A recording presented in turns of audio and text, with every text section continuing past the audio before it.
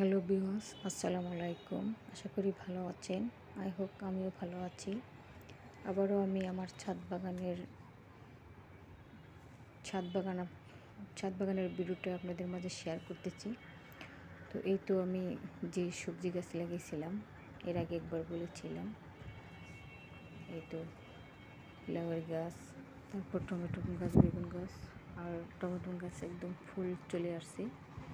কিছুদিনের ভিতরেই টমেটো চলে আসবে। সিমের গাছেও ফুল ধরেছে। এই যে লাউয়ের গাছেও ফুল ফুটেছে। তো কিছুদিনের ভেতরেই এগুলো সবটাতেই সবজি চলে আসবে। আর এই যে দিকে এই যে আমের গাছ, এর আগে আমটা আমি শেয়ার করেছিলাম, তো তখন কাঁচা ছিল, আর এখন আমটা একদমই পেকে একদম হলুদ কালার হয়ে গেছে, আর দেখতে অনেক একটা সুন্দর লাগতেছে। আসলে ছাদ বাগানে যদি এরকম আম হয় তাহলে কার না ভালো লাগে বলেন।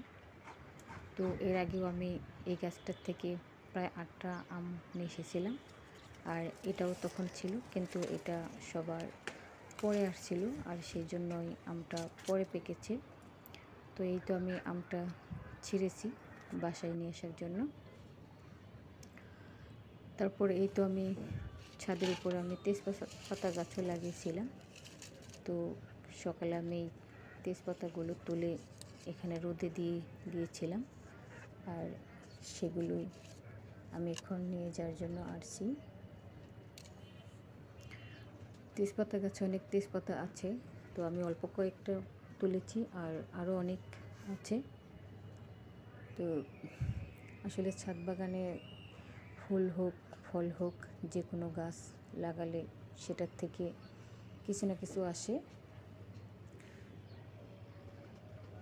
আসলে আমটা অনেক একটা বড় সাইজের হয়েছে, আর আমটা দেখতে যেরকম সুন্দর, খেতেও তেমনি মিষ্টি।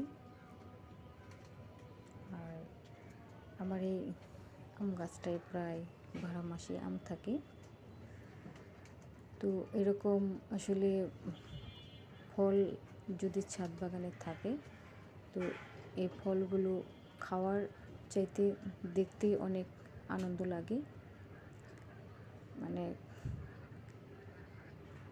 দেখতে অনেক, যখন এই আমগুলোকে দেখি, যখন এই ছাদ বাগানে আসি, যখন যে গাছে ফল থাকে, তখন সেটাকে দেখলে আসলেই অনেক ভালো লাগে। ওই পাশে আছে এই যে কামরাঙ্গা গাছ, আর কামরাঙ্গা গাছেও কামরাঙ্গা ধরেছে। ওপর দিকে আরও আছে, তো এটা নিচ দিকে ধরেছে। আর এই কামরাঙ্গা গাছেও প্রায় সবসময় কামরাঙ্গা থাকে। এই কামরাঙ্গাগুলো খেতে অনেক মিষ্টি। আর ছাদ বাগানে যদি এরকম ফল আসে, তো সে ফলগুলো খাবারের চাইতে দেখাটাই অনেক আনন্দের হয়। তো আসলে আমার ছাদ বাগানে অনেক ধরনের গাছ আছে, আর সব গাছে প্রায় ফল থাকে সব সময়। আজ এ পর্যন্তই। আল্লাহ হাফেজ।